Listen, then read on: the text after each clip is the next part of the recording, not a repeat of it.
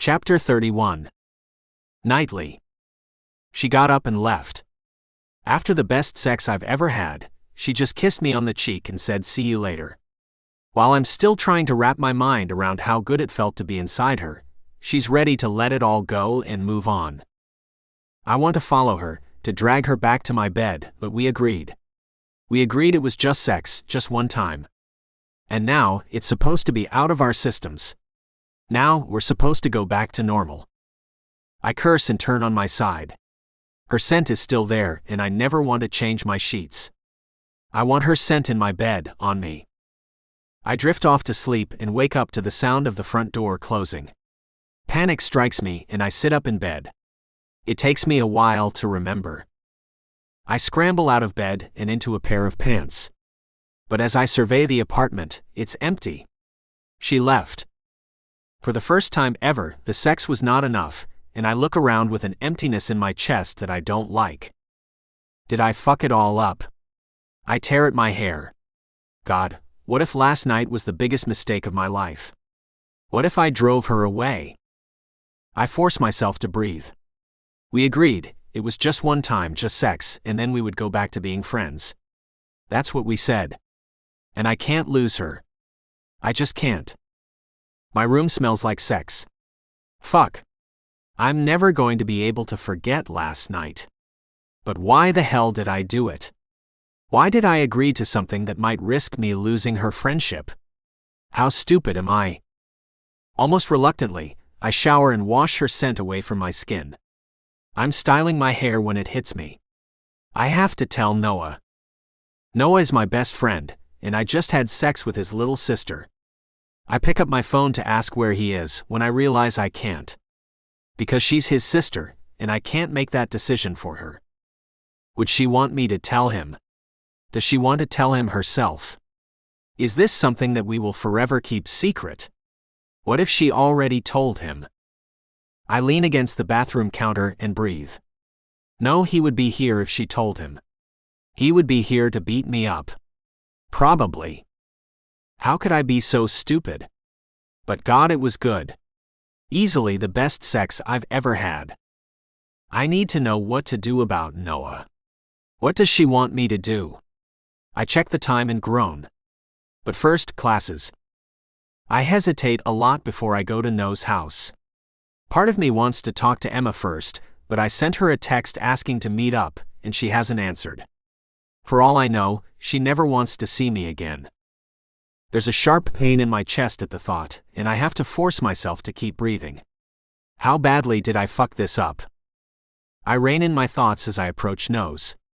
For now, I have to play it cool. I have to lie to my best friend, something I don't think I've ever done before. Not like this. As soon as I enter, I know he's back.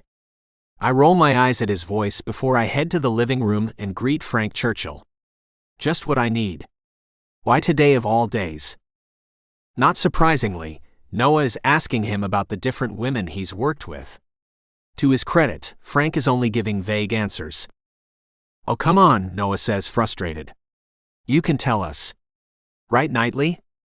We won't tell anyone." I sigh and take a seat as far from Frank as I can. I'm sure it's none of our business. Noah makes an unhappy sound. "You sound just like Julian." I grin at him. "Fuck you." "So how's Emma?" Frank asks, and I feel every muscle tense. "Why?" I ask. "Great," Noah says at the same time. "She said you're hosting the talent show. Maybe we'll have to come now." He glances over at me. "It might even be interesting." "You should," Frank says. I can't imagine something Emma's planning wouldn't be interesting. I roll my neck to release some of the tension. I'm doing the sound. "Oh man," Noah groans. "She really got you roped into this." He shakes his head. "You need to spend less time at that apartment. She'll have you doing all sorts of things for her soon." The front door opens. I only offered because the sound guy they had pulled out suddenly. "Sorry I'm late," Julian comes into the living room.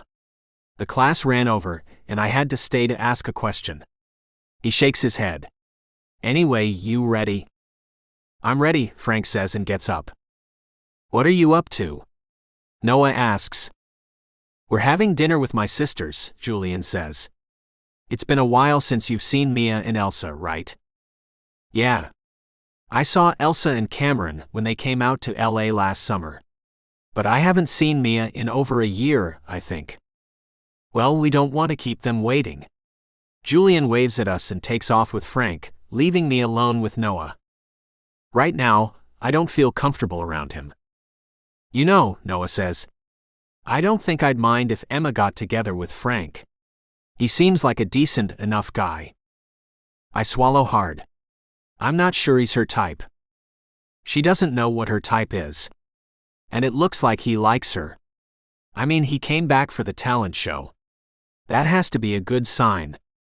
I try to ignore the acid churning around my chest. He might just be doing it for the recognition. Can you imagine the line of women we'd have if I were his brother-in-law? I laugh, a dry fake laugh. It's a bit soon to talk about them getting married, don't you think? Noah just shrugs. I can't talk about this. Not when I have no idea what Emma wants. Not now. If Emma wants Frank. The acid is burning through my ribs, threatening to leave a gaping hole when it's done. It shouldn't hurt. I should be happy for her. She's sworn off love, and that's not right. If Frank Churchill is the guy that will eventually change that, then that's a good thing. Right. But what if he's a horrible person? It's not like we know him. I have to go. I can't sit for another minute and listen to Noah talk about video games or movies or whatever he's on about. I barely acknowledge him as I storm out, checking my phone for the millionth time. Emma still hasn't answered. But maybe she'll be at home. Maybe. The sidewalk is icy, and I slip on the gravel that's supposed to help. Fuck. I need to see her. I need to know that I didn't fuck everything up. She's not at home. I pull out my phone, eager to text her yet again. I type out message after message and erase them all. By midnight, I force myself to go to bed. It still smells of her. I lie there and inhale the scent as I wait for her to come home. Chapter 32. Emma. I stayed out much too late last night. What happened between me and Knightley? Max was the best sex I've ever had, but it felt like so much more. I'm not sure what it was, and I want to take my time and figure it out. So I stayed away until Hannah basically kicked me out. I turn off my alarm and groan. I'm tired and nervous. Not just about seeing Knightley, but about today. Today is the talent show. It's the culmination of several months of hard work, and if anything goes wrong, I push back the nausea and sprint into the shower, taking my time washing my hair and drying it. I style it into a simple braid. There's going to be a lot of hard work today, and I need it out of the way. After I do my makeup, I grab the necessities and shove them in a bag. I won't have time to return to the apartment to get ready. I check my hair. With any luck, I'll be able to just let it down and it should look halfway decent. My dress is already hanging on the closet door in a garment bag, and I make sure I have my shoes and whatever else I need. By the time I leave my room, I've calmed down enough to be hungry. I sniff the air and wrinkle my nose. Something smells unusual. Delicious. I stop. Knightley is in the kitchen. Cooking breakfast. Good morning, he says and casts a wary glance at me. You cook? I make my way to the counter where there are eggs and bacon on a plate. My mom taught me. He adds the pancake he was cooking to the stack next to him and brings it over to the counter. I figured you'd need a nutritious breakfast. It's a big day. I stare at the plates of food. Eat, he says. I load my plate full, and he places a mug of coffee next to me and sits down. I'm not sure we've ever eaten at the kitchen table. The counter has become our spot. I eat, and the last of my nervousness melts away. This is really good. Why don't you cook more often? He shrugs and pours syrup on his pancake. It takes time, and I can just as easily pick something up. So, why did you cook today? Our eyes meet and the nerves come back in full force. Clearing his throat, he returns his attention to the food. Because I knew you'd be stressed, and sometimes you forget to eat. I cock my head and blink at him. He cooked because he thought I need it. I inhale. He cooked for me. Without another word, I eat what's on my plate. He doesn't ask me any questions. He doesn't talk to me or pressure me for any answers I don't have. He just eats and watches me eat. Once he's put away our plates, he grabs his keys. It's not until I'm in the car that I realize we never even discussed if he would drive me. He just did. As soon as I arrive at the venue, I'm pulled in 100 different directions. There's a lot to set up, and at one point it seems everyone's lost the ability to think and solve even the smallest problems. I'm trying to explain the very concept of a concession stand to Teresa, when dark eyes burn into my soul. Stammering and stumbling over my words, I make sure she knows what to do before I turn. The sound system is all set up, Knightley says in his deep, soothing voice. Good. Take a breath. He smiles. You've been running around for hours. Closing my eyes, I inhale deeply. His scent mingles with the air and calms me. I check the time and my list. It's a paper list attached to a clipboard, because I want the satisfaction of ticking things off aggressively. There's so much to do, but I think we're on track. Did you do a sound check? That's why I came over. I need someone to help me with that. The talents won't be here for a couple of hours. I bite my lip. This is perfect. Gwen is standing next to us. I jump at her sudden appearance. She's worse than a jack-in-the-box. Gwen, did you finish the chairs? I frown at her. There's plenty of time for that. Right now my good friend Knightley needs help. You'll need me to sing, right? She's already moving towards the stage. Not a problem. I take a deep breath and meet Knightley's eyes. There's amusement there, but also something deeper. Something I'm not ready to deal with, not right now. Testing 1 2. Testing. Gwen has found one of the microphones. You should go deal with that, I say. Knightley only nods. A strange, wobbling voice breaks out as Gwen starts to sing. Edwin is immediately by the stage, cheering her on. The rest of the room stares at her for a second, then everyone goes about their business, probably trying to tune her out. Knightley speaks over the system, trying to give Gwen instructions, but she's lost in her singing, or what she thinks is singing. Rubbing my temples, I contemplate fetching the earplugs I'm pretty sure I forgot in my purse some time ago. Hannah is moving chairs, and I grimace at her with my back to the stage. She smiles. When the door opens, I almost sink through the floor in relief. I hurry to Avery. I thought I'd come by a bit earlier, she says, her eyes on the stage and Gwen, to see if you need a hand. She holds out a package to Hannah. You forgot your lunch. Hannah takes it gratefully. Yes, I almost shout. Sound check. You can do that, right? Before she can answer, I grab her wrist and pull her to the stage, waving at Gwen. Sure, Avery says as she jogs after me. Gwen, I get her attention. So sorry, but Avery needs to do her warm-up. You don't mind, do you? I smile at her and try to shove Avery up the stairs. Oh, Gwen says. But I don't mind helping. That's great. I grab the microphone and cram it in Avery's face. Hannah could really use your help with the chairs. I'm too stressed to consider everyone's feelings right now, and almost push Gwen off the stage. She tries to object, but I'm having none of it. From the corner of my eye, I can see Freya smiling at me. Okay, Gwen finally says. I'll just be here if you need me. Great, I say and sigh in relief as Avery asks Knightley what he needs. Knightley tells her to just do her warm-ups for a while. I check on Teresa at the concession stand, and let her know I'll be right back. Seeing Hannah's lunch reminded me I haven't eaten since breakfast. I hurry to a sandwich shop nearby and get 2 subs. A veggie sub for myself, and a meatball sub for Knightley. Once the sound check is done, all we have to do is finish setting the stage. Then we just wait for the talent, so we can run everything through at least once before tonight's show. There's a small alcove in the back where Knightley has set up. Avery is in the middle of a song as I return. It's not the song she'll be singing later. This one is a love song, and her stage presence is captivating. It takes me a moment to remember what I'm doing. She's fantastic, I say. Much better than what's her name. I bring a chair close to where he's standing and sit down, placing 2 water bottles on the table with all the wires and dials.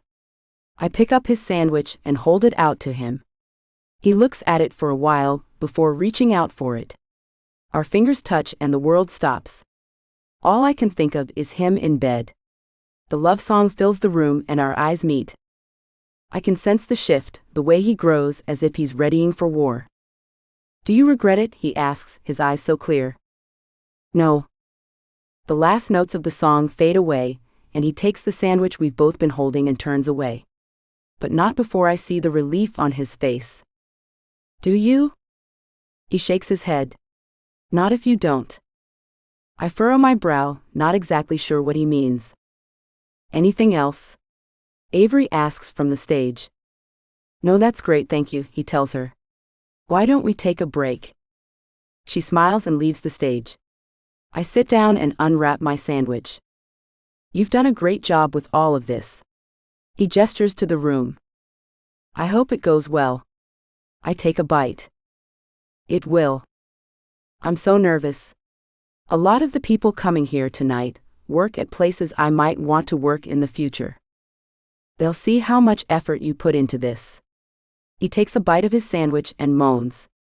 This is so good. I smile. What if something goes wrong? It might, but then you'll deal with it. And Freya. She's a machine. I look over to where she's receiving a delivery of bottled water. The delivery guy almost looks scared of her. Yeah, I'm lucky she joined the project. There's still tension between us as we eat, but as if it's an unspoken rule, we don't bring up the sex again. By the time we've run through the show once, it's time to get ready.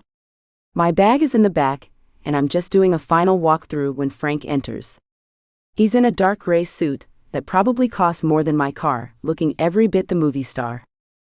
I have no idea how he does it, but every eye turns to him. There's a certain something about him. Like he's shiny, larger than life. He adjusts his black tie and spots me. With a smile, he comes over. Emma, this looks great. I raise an eyebrow and look around. We've done what we can with a very limited budget, and I'm sure he's been to much fancier events, but I still relax a bit. Thank you. I was just about to get changed, but I think Knightley wants you to do a quick sound check. I wave at Knightley, who saunters over. See you in a bit. I leave the men to it, and find Avery and Hannah in one of the back rooms. I spotted Teresa and Freya earlier, already in their dresses.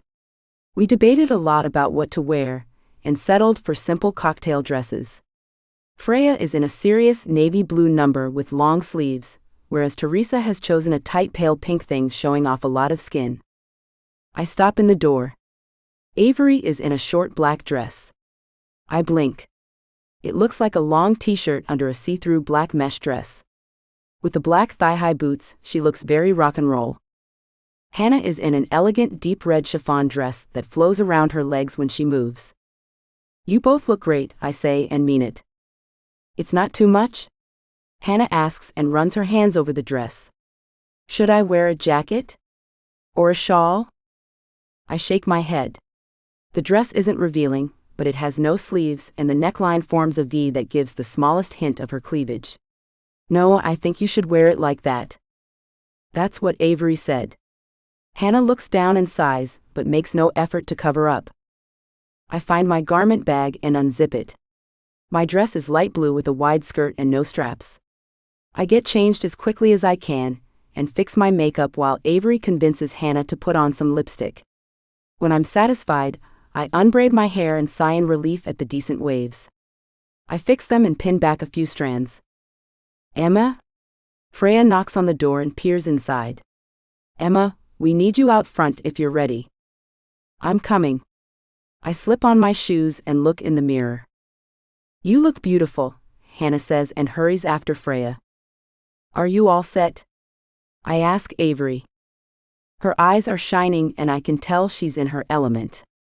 This is not the shy, elegant woman I've met before. This is Avery, the singer who thrives on stage. I'm good. You go. I nod and step out into the hallway. And freeze. Knightley is standing right in front of me in a black suit with a black shirt. He's adjusting his cuffs, but the moment my eyes land on him, he stiffens. Slowly, his eyes move across the floor and up my body. He takes me in, and all I can do is stand there as electricity crackles between us. He is hot as sin. He lowers his hands and walks towards me. The air fills with sexual tension as he looks me up and down, and I know one night was not enough. It was nowhere near enough. Licking his lips, he stands so close his scent envelops me. My skin tightens and beckons for his touch as he leans in, his mouth to my ear. You better be wearing underwear tonight, or I will combust. One side of his mouth twitches slightly up as he walks by me, and out into the main room. I swallow. It took him all of 10 seconds to have me dripping wet. Rolling my shoulders, I steel myself and head out to do my job. I spend most of the show backstage, making sure everything runs smoothly. We made prompts for Frank, but I still pull him aside and let him know what's coming up. He's very professional about all of it. He smiles and flirts with the talent, making them feel more comfortable. I watch him flirt and feel nothing. Which is fine by me. We've gone on one date, and that wasn't even a real one. I roll my eyes at the hockey players and their shenanigans. At least the crowd seems to like them. They added some comedy to their routine, and I have to admit it's not half bad. Up next is Avery. I walk around the backstage area, peering into the rooms. I find her talking to Frank. Avery, you're on in a bit, I say. Frank takes a step away from her and her cheeks flush. I'm ready. There's a slight smile on her lips, and confidence is oozing from her. I think she might even be able to upstage Frank. I will get ready to introduce you, Frank says and slinks past me. You'll do great, I say and give her a smile. She does. I was right about her outshining everyone else. Her performance will be the one people talk about afterwards. The applause keeps going, and to my surprise, Frank asks the audience if they want to hear another song from her. Panicked, I try to find her. She's already left the stage, but she's not far. She's smiling, calm as ever as Frank tells them to get out their phones and donate, and they might just get another song at the end of the show. Avery looks happy and calm, so I push aside my alarm and peek out at the audience. Some of them have taken out their phones, and I hope that means they're donating. They can donate to vote on the performances, or just through a general link. We haven't emphasized the voting aspect too much, because some of the performers have rich parents in the audience, and we weren't able to figure out a way to make it fair. But I think Frank's stunt with Avery will raise a lot of money. The show goes on and as promised, Avery performs one more song. I know Freya is fuming about her careful plans being upturned, but honestly, Avery is the perfect way to end the evening. You found a really talented singer there, my dad says when I track him down afterward. He was the first person to buy a ticket when I started planning this. You mean Avery? She's Hannah's cousin. I have a feeling she's going to do great things. Hello, Emma. Wonderful evening. Ms. Knightley steps up next to my dad. Thank you. I give her a genuine smile and a hug.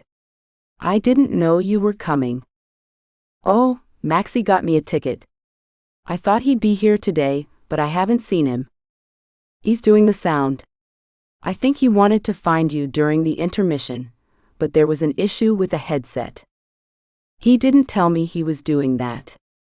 She looks around as if trying to find him. Did you guys drive here together? I look from my dad to Knightley's mom. It seemed prudent. Dad is adjusting his tie. I'm glad. It's a long way to drive alone. Oh, there he is. Ms. Knightley waves at her son and he comes over. Hi, Mom. What did you think? I think you should have told me you were working. I thought you abandoned me.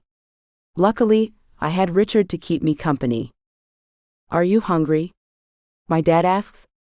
We could take you out to eat before we head back. I have to stay until we can lock up, and then we're all going out for drinks to celebrate. I say and turn to Knightley. But you go ahead. I drove you here. I'm sure I can find another ride home. He shakes his head. I'm not leaving you stranded. Good boy, Dad says and slaps a hand on Knightley's shoulder. I'm glad Emma has you and Noah looking after her. I can look after myself, Dad. I know. He smiles at me. But it's my right to worry about you. And Noah. Well, we should leave you to it, Ms. Knightley says. You both did a wonderful job tonight, and you should be very proud. Especially you, Emma. Thank you.